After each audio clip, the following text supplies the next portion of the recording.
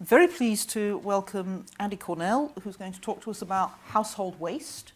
So this morning we had very big picture messages, the greenhouse gases and the implications of greenhouse gases at global level. Now let's turn to the how we manage the solutions end of the challenge. And yes, yesterday we ended on a presentation that talked about the circular economy. Reuse, recycle, but eventually there's waste. And there's a challenge, I think, Andy, about the relationship between what can be reused and recycled and what is waste that you're going to speak to also. So tell us what you're trying to do and some of the challenges, and then we will have some questions and answers as well. Fantastic. So, please. Ready for your presentation? Just going to try and make sure this works. Perfect. Thanks very much for giving me the opportunity to present. It's always quite difficult to prepare presentations for these events when you're not 100% sure what the content is. I can see this is kind of a lot more about kind of policy and higher level themes around the technology, so I'll try and bend what I'm saying to address that rather than the more kind of corporate, what ABSL does and so on. So apologies if there's a bit of thinking on my feet as I'm running through the presentation.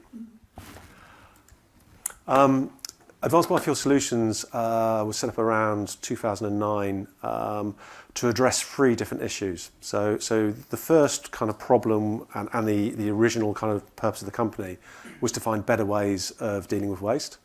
As we heard in the previous session, landfilling of waste creates methane emissions, which although they can be captured and combusted, still find their way to the atmosphere and result in a large form of methane climate change.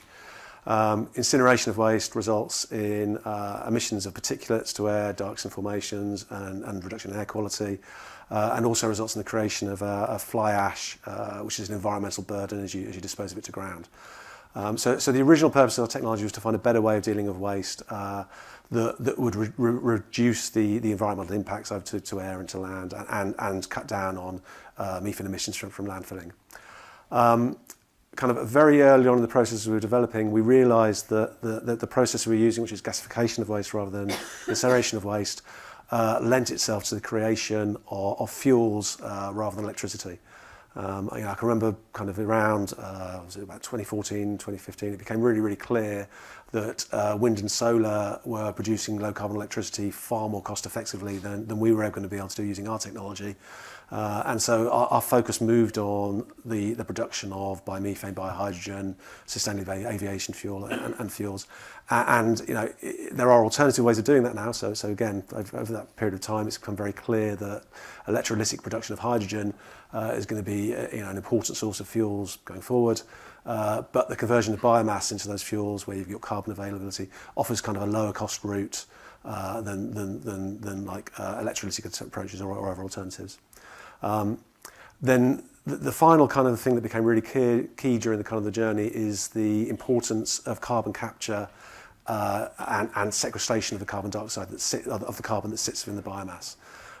It's intrinsic to the process that you capture the CO2 during the fuel production process, because you don't want the CO2 being part of the final fuel, you need to separate it out.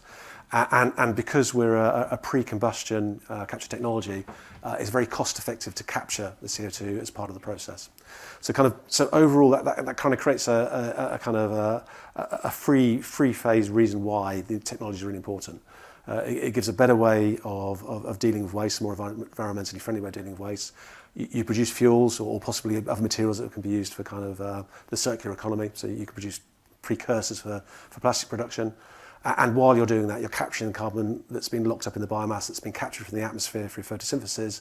And if that goes into sequestration networks, that creates negative emissions. And so the combination of those three in all kind of one technology package is what makes it important. A little bit about the evolution of the company. So we always see ourselves as a snail rather than the hare. We've been kind of working through different iterations of technology since 2010. During that time, we've seen other gasification technologies kind of rise and fail, while we've been watching from a distance, slowly kind of chugging forward. We went through a pilot phase from about 2010 to 2015, where we proved the underlying technology. We then looked about how we were going to commercialise, found that it was incredibly challenging to go from a pilot scale to a commercial scale. And we ran into what's called the valley of death, where you want to build something at commercial size, but no one will fund it because it's too big a scale up. So to build something intermediate, which is kind of 10 times scale up, no one wants to fund that because it's too far away from commercialisation.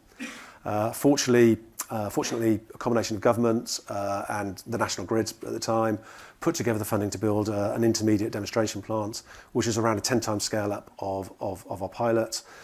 But was fundamentally different to the pilot, and the pilot was something that was proving science. The demonstration plant is all about proving kind of process and regulatory consents and issues like that, which I'll talk about on the next slide. That plant is just coming to operation at the moment, and it's achieved its main aims in that we're now kind of working very seriously on a commercial scale plant, which again is about a 10 times scale up of that demonstration plant, which will take the technology over the next kind of 5 years into commercial operation. I think the key thing I just draw on this slide is how long that timescale's been.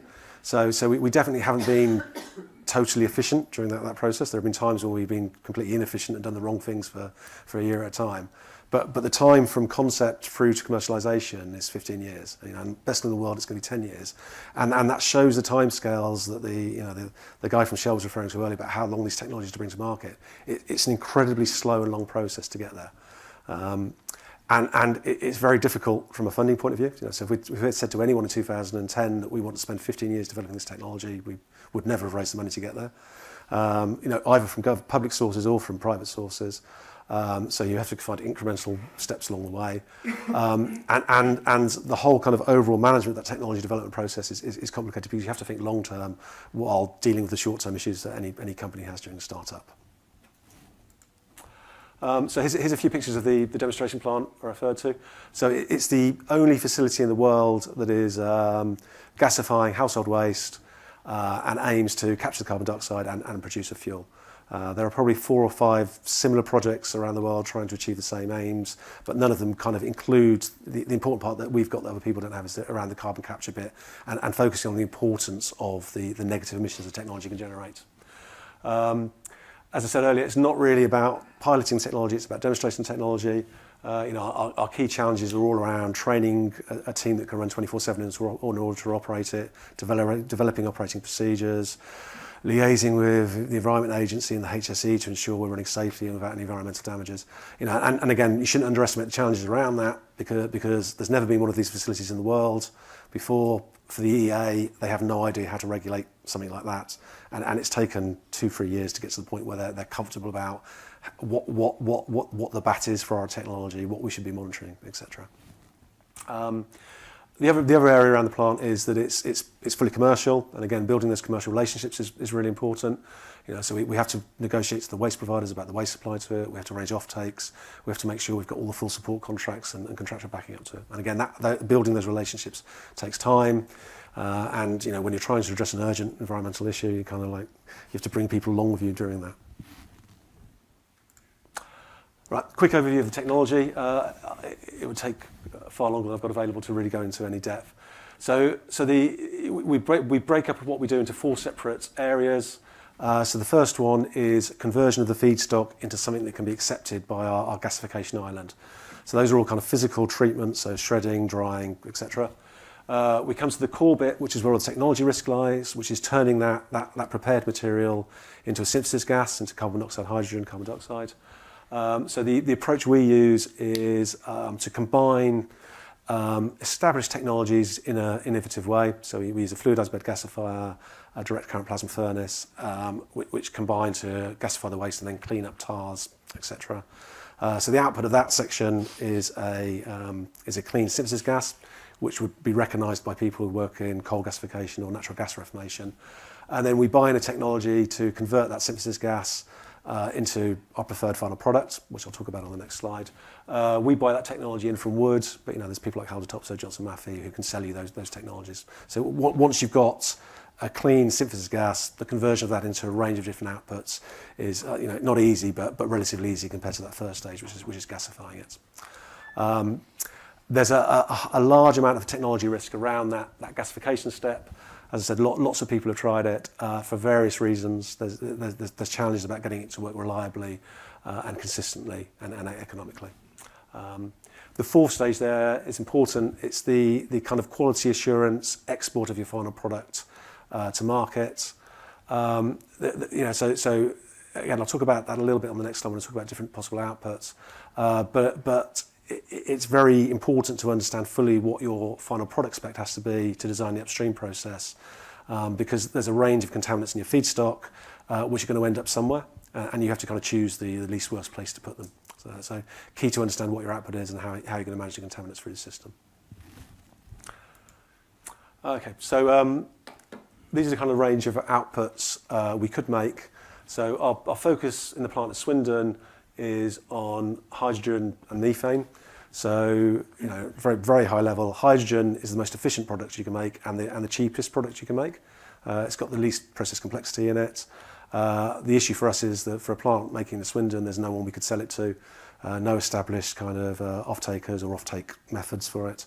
So we convert it through into methane, which is very easy to export because we can just inject it into the grid, and there's a set of protocols developed for anaerobic digestion about how you get that product into the grid and understand it. Issue for us around long-term biomethane demand is probably going to reduce over time as people transition away from natural gas. So for us, hydrogen's the long-term future. There's quite a lot of support and focus on the production of liquid fuels, particularly sustainable aviation fuel. So it's a more complicated and less efficient process to turn the syngas into a liquid fuel. But obviously the value of that fuel may be significantly higher than the hydrogen or natural gas output. There's a lot of demand from the aviation industry to find ways to decarbonise. For me, it's quite an interesting kind of area of policy debate within the UK. There's a lot of money coming from the Department for Transport into aviation fuel. They're putting about £100 million into development of plants that can produce SAF. There's also a lot of focus on the production of hydrogen and on the negative emissions you can produce from the carbon capture piece. For me, production of hydrogen with carbon capture maximises your negative emissions, which is where I see the real benefits of the technology. However, I can also see the argument that we're going to need to continue using carbon-rich fuels for aviation into the future, and so the carbon that goes into these fuels isn't necessarily incremental emissions, and that debate kind of continues, and the kind of the key issue coming onto the waste of the feedstock is that there's a relatively limited amount of waste and other biomass residues that are suitable for this process that are available in the UK. Some work that we've done showed you could produce about 100 terawatt hours of fuels from sustainable UK feedstocks. That number is a drop in the ocean compared to the future demand. So you're never going to meet all of your aviation fuel demand from biomass resources or all of your hydrogen demand. So it's limited and it can only be focused in kind of particular areas.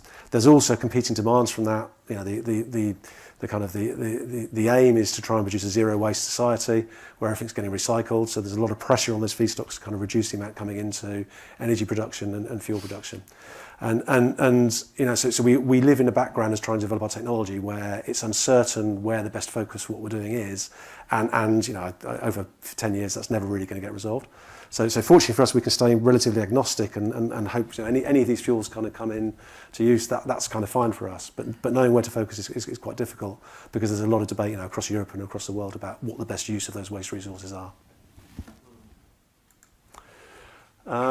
So just the last bit about the commercial plant that we're developing. So we're working with Green-G, who's a large UK fuel supplier.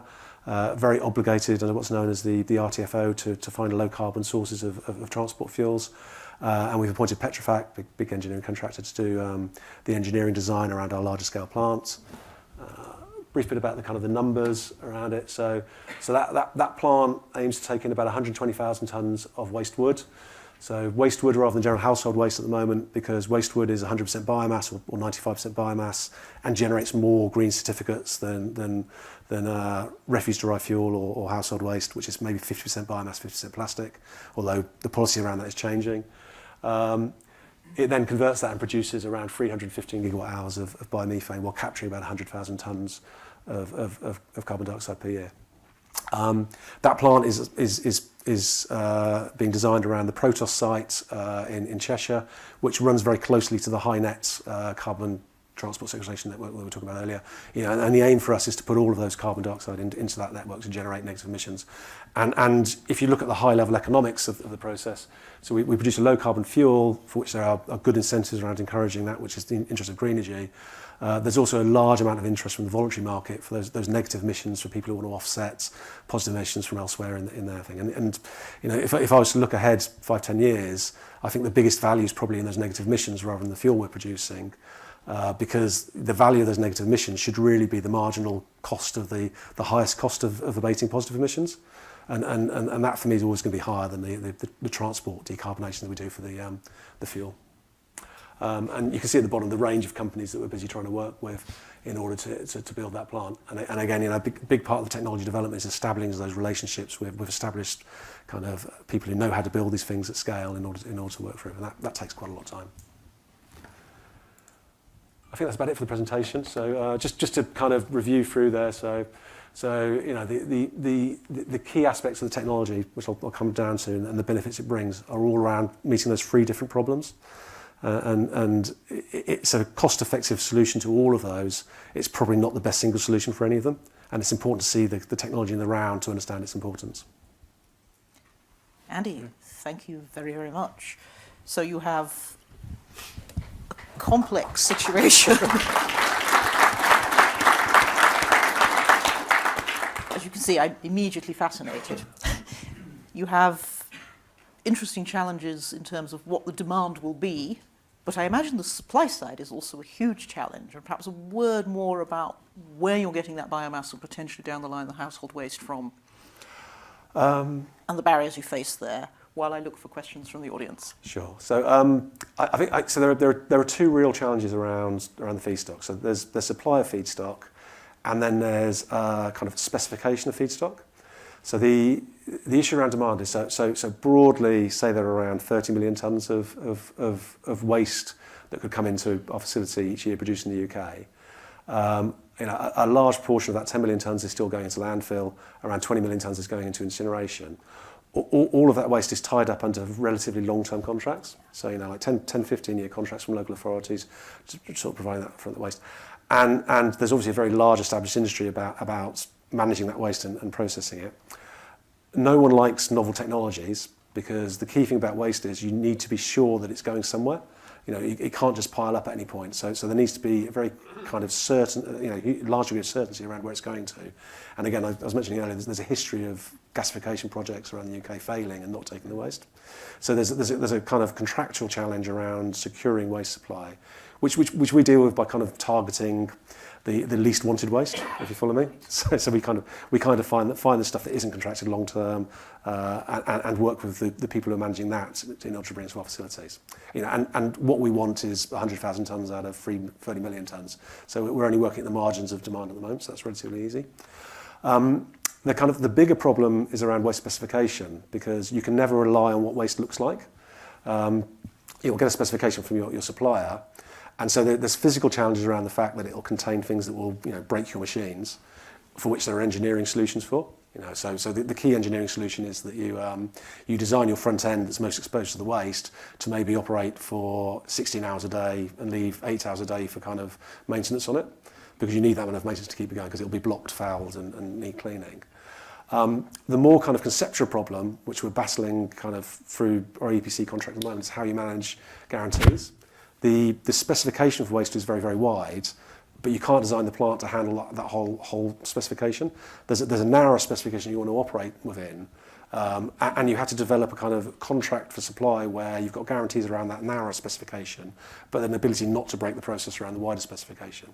And that's unusual and difficult to deal with contractors to get them to understand during the design process. And that's been probably one of the biggest challenges around developing Protos. Do you have a lawyer on the team, a contracts lawyer? It sounds to me like... We have expensive lawyers advising us. Okay. Other questions in the audience?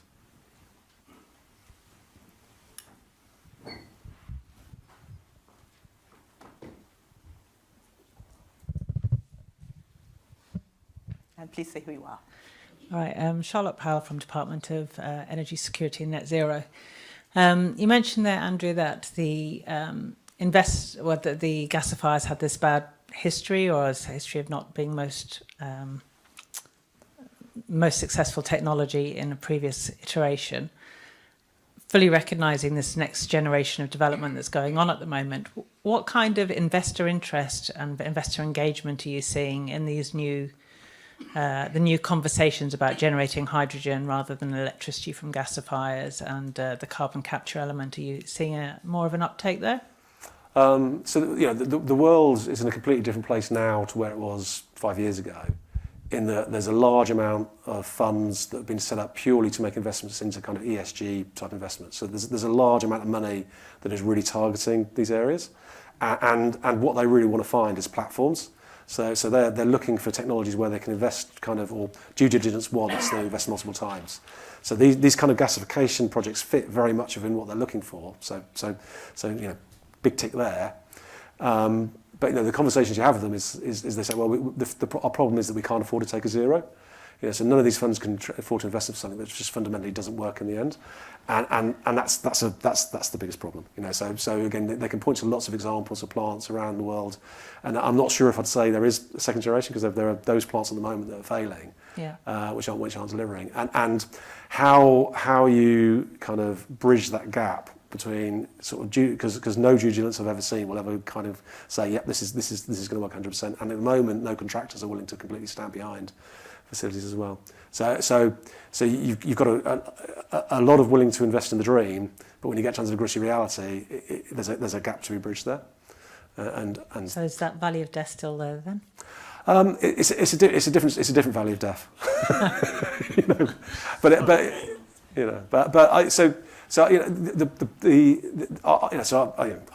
Without talking too much about ABSL, so our key solution to that is to build small to begin with and grow incrementally, and grow kind of confidence in technology through building at the right scale. So the other approach is to build big at the start and then be willing to take the risk to take a loss.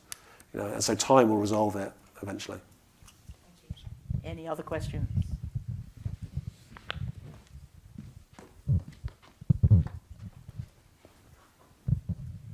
John Griffiths, ETS Limited.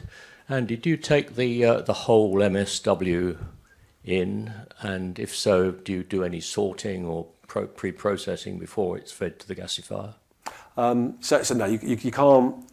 So just by the nature of gasification, you can't take in the whole of MSW. It's not a mass burn technology. It's focused on, So in the best possible world, what you're just taking is the hydrocarbon parts of it, which will gasify and leave everything else out.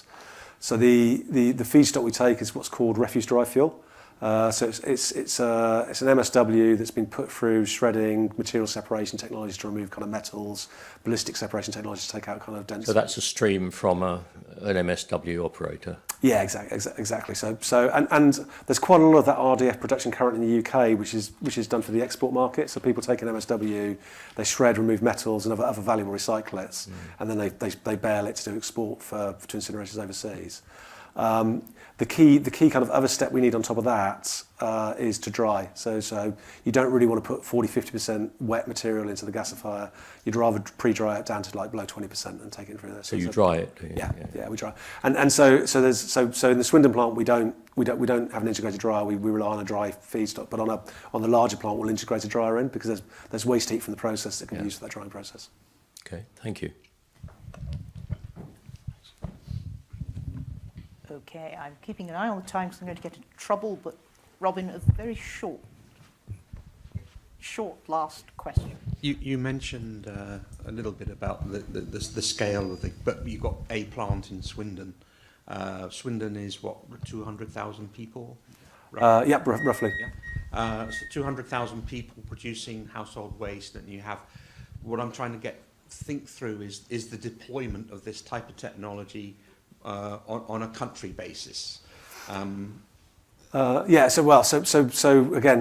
going back, we roughly kind of a town will produce enough waste to supply about a third of its heating needs.